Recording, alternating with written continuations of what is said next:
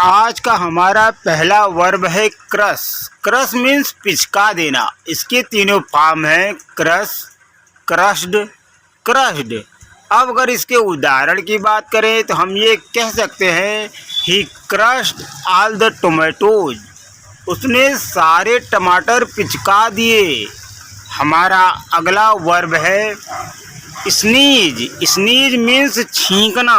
इनके तीनों फॉर्म हैं स्नीज, स्नीज्ड, स्नीज्ड।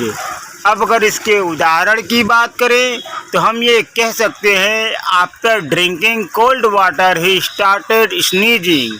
ठंडा पानी पीकर उसने छींकना शुरू कर दिया।